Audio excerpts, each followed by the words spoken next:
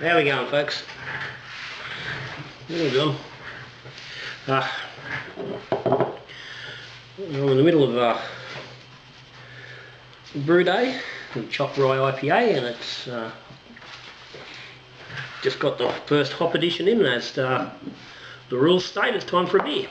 So, good time to do some tastings on the last batch was brewed, which was the lockdown stouts. So these are only just 2 weeks in the bottle, so I'm not sure they're going to be overly well carbed. Certainly not conditioned as one would like, but let's get a early taster on them. So there wasn't much gas in there.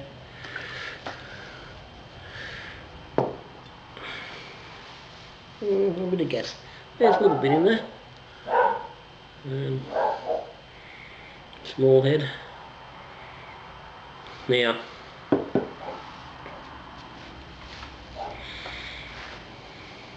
this was the sort of split batch, and I can't remember exactly. I haven't had a chance to go quickly back and look at the video, but it was a split batch. We did the basics for this fella, which I was just calling a simple stout, and then went on and bumped the other half up and turned that into a imperial.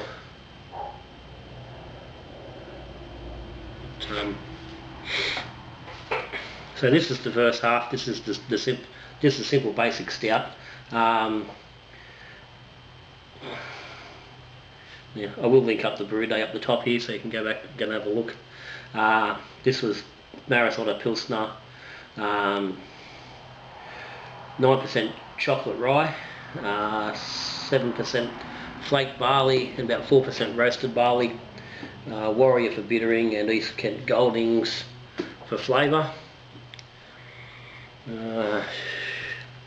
Original gravity was 1062, finished at 1017 for about 6.2% in the bottle, with half a carb, bit of a half carb drop. So the nose is sort of predominantly that has dark malts, a bit of roasty sort of aromas. It is quite dark, and I did comment on the video when I was doing the sampling that this was very dark, and it was darker than the imperial. And for me, this is unusual. So this was more roast than I would normally put into my stouts. So it was going into a sort of new territory for me to some degree.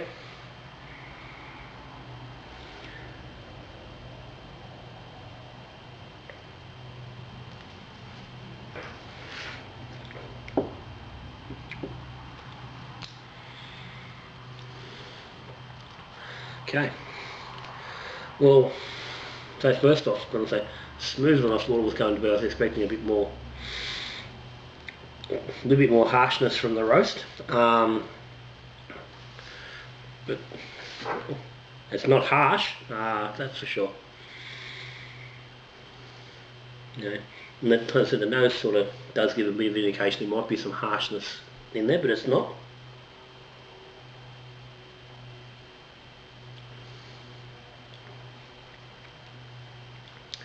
It's very smooth. It's not quite creamy on the mouth. It's a good body. It's a nice, solid body. It's not heavy. It's not thick. It's sort of just creeping into that sort of range. It's on the bottom end. There's a touch of creaminess. It's just starting to get a little heavy, but it's not a lot.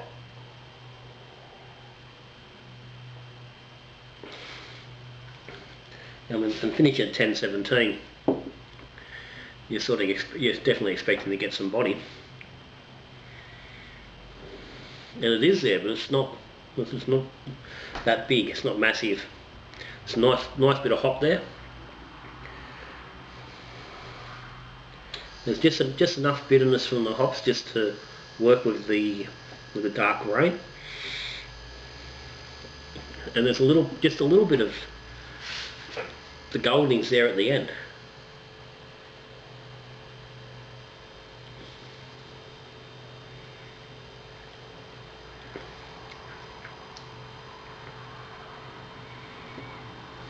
Yeah, it's quite nice. For 2 weeks in the bottle, it's 2 weeks to the day. 14 days it's been in the bottle, so it's definitely not where I expect to be at, and not where I would be looking for it to get to. Yeah, give it even 3 or 4 more weeks just to age and condition a little bit, let the flavours develop. But saying that, it is a fairly simple stout for me. My dark beers are normally a little bit more complex. There's only 3 specialty malts in there, and technically you'd even say 2 because there's flake barley and roasted barley. So it is very, as I said, that's why I called it a simple stout, because it is simple. There is 2 base malts, but again you could simply achieve this with 1. That was just a case of more spreading out the grains I had. But yeah, it's nice. I'm really happy with that.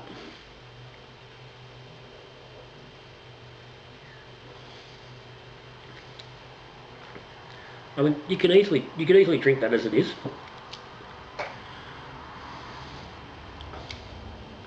There's just a touch of tartness, which I think will settle a bit with aging, and I think those roasty notes will come up more as it does age. There's a hint, there's a layer of sweetness sitting there at the moment, which I think will fade, and those harsher, well, bigger notes will come on a little bit more with time. So definitely interesting to see where it ends up at.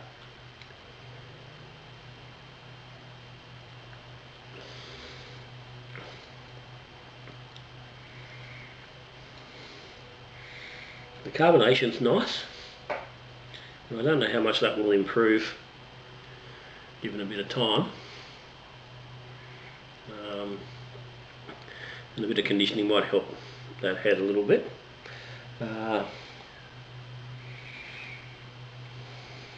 As I said, this one was fermented with SO4, just rehydrated dry pack of SO4, nothing fancy, which has contributed a little bit to the higher finish. And yeah, not a yeast I use very often, but it's done the job here.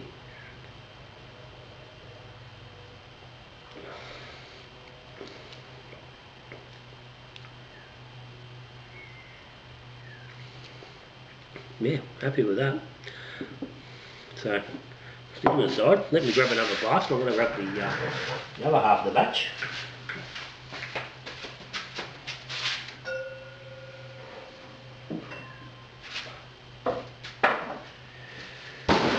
Hey!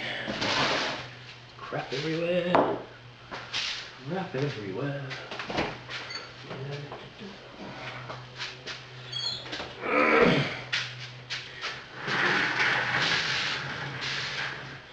Oh dear. So, the Imperial Stout. Now this bottle, remember, if you watched the video, if you haven't, you do go back. I bottled this batch with various different methods in the bottle. There was some vanilla, different sugars, some with lactose. There was some with bourbon, some with chocolate, and I'll do tastings on those individually at different times down the track. This is the carb drop version, just simply, so this has just been primed as per I would normally with any everyday beer. Nothing unusual in that. I will do the different tastings on the others as they go along, and as they get a little bit older I want them to develop a bit more. There's only 2 bottles of each, so I certainly want to give them time to really try. And as I said, this is 10.5% ABV in the bottle. I'm not going to sit down and do multiple tastings on a beer of that strength. As much as I've got nothing against sitting down doing a 5 or 6 beer tasting, you don't want to see me if I did 3 of those. Yeah, I wouldn't like to see where we're at. So very little fizz on that, and again, burns 10.5%. It's probably going to. I would expect that these beers are going to take a little longer to carb up, but we'll see. There we go.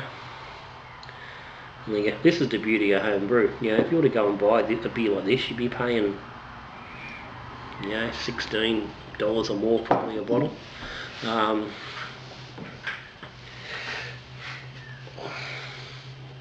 And you're certainly not going to just drink one willy-nilly for the sake of it at that sort of price. But yeah, we can have. Oh, okay. That's really fairly potent nose on that. Yeah. It said with very little gas, no real evidence of sort of anything in the way of carbonation. Now it smells it's hard to say what it smells like. It's got a very alcoholic smell. It's almost a port smell, like a port wine. Anyway, let's just have a bit of a chat about it. So, as I said, we basically took the base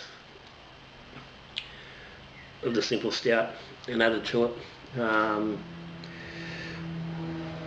There's a whack of chopped wheat, some medium crystal,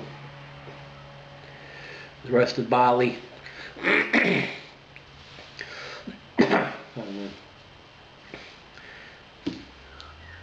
Now this one originally went into the fermenter at 1.094. It was just under 10 litres. That was fermented with USO5. Would have been a single pack that was rehydrated, and then it was fermented for 26, about a week with the USO5. Got down to 1030. At that point I added some amber malt decks made into a starter with some BE256 Safale Belgian Abbey yeast to get into the beer, to finish off with the high alcohol and to make sure it finished out properly. So I pitched the starter so it was active. Adjusted gravity, that's what the original starting gravity adjusted to 1.102, and our final gravity on bottling was 1.024. So it's at 10.2% straight out of the fermenter, about 10.5% with carbing. Yeah, it just smells like it's got a winey, really, well, not winey, but it's a fortified portish type smell.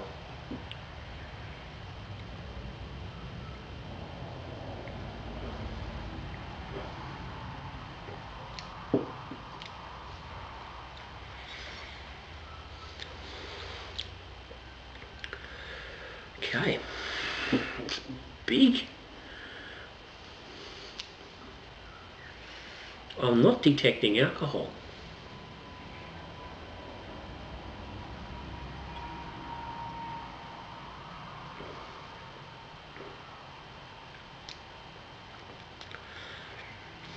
Okay, there's a little bit of carbonation there.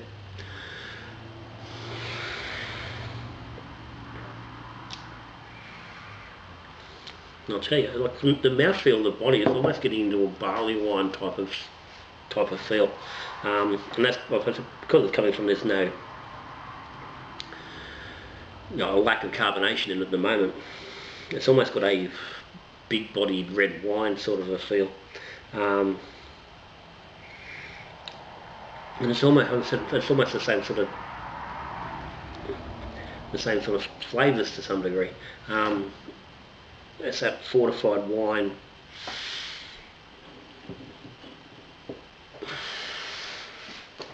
portage type sort of thing, bordering red wine.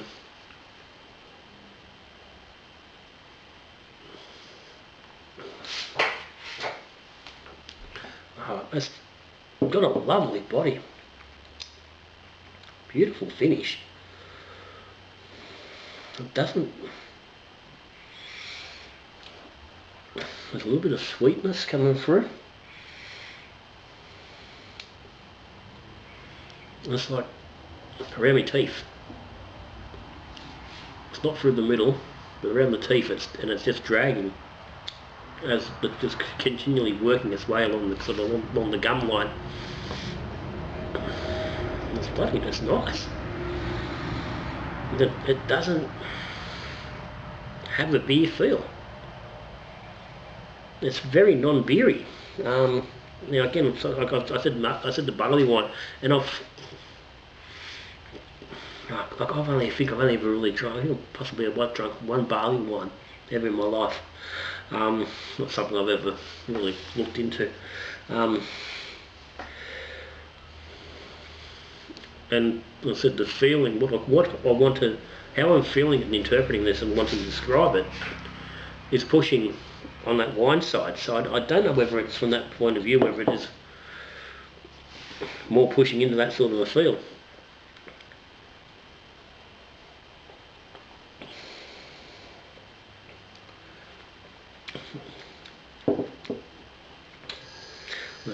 Just looking at the numbers, as I said, 10.5% alcohol. The calculated bitterness was 78 IBU, so it's fairly big. There is a lot of bitterness there, or calculated anyway. It's a 2 gram a litre bittering edition of Simcoe. Good whack of Columbus late, and then Cascade just before the end of the boil.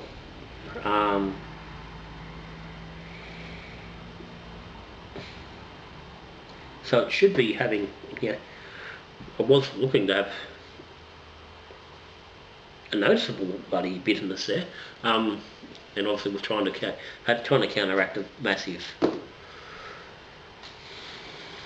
grain bill.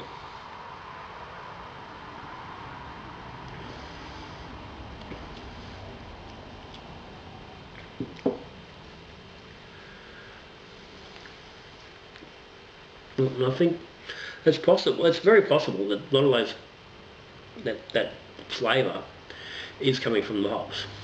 They're just not really standing out. There's that sweetness pulling through again.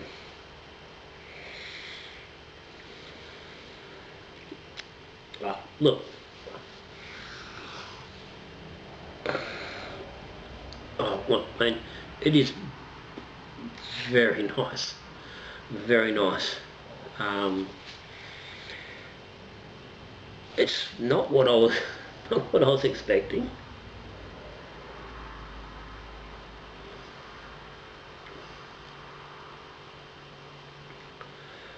But yeah, it's tasty. And I'm really, coming from that, I'm really interested to see how the other carbonation methods, the other priming methods have worked, what they've done flavour-wise to bring into it. I'm really keen to see what the vanilla and particularly the bourbon have done with this. I think there's some, some promise for some, for something really amazing. And again, given this is 2 weeks in the bottle, and it does need time to really develop, I think this is going to be an absolute cracker of a beer. Clearly at 10.5%, something you're not going to drink a lot of, but it's going to take, clearly it's going to take me a while to get through the 2 dozen bottles there is of it, but that's fine. I've still got the Russian Imperial Stout from my young bloke's wedding in the fridge. There's still a couple of bloody bottles of that still floating around. So that's no worries there. Well, I feel that's going to age and sit and store with no problem at all. So that's the 2 stouts. Lockdown stouts. The simple and the Imperial. You can see there, they're both bloody, they're both very, very dark. But I'm really happy with both of those. So I'm done for the day. I'm going to continue on getting this brew brewed. So if you've got any comments, any questions, stick them down the bottom as always. If you haven't subscribed to Little John's, hit the subscribe button, ring the bell, get notified when there's a new video up. We're always brewing, tasting, reviewing, talking about stuff, trying different methods. Patrons, as always, cheers guys. The simple stout is the recipe month you've all just received recently. Definitely worth having a crack at if you can. But for now, Little John, done. Until I see you again, we're brewing beer, talking beer or drinking beer. Good brewing.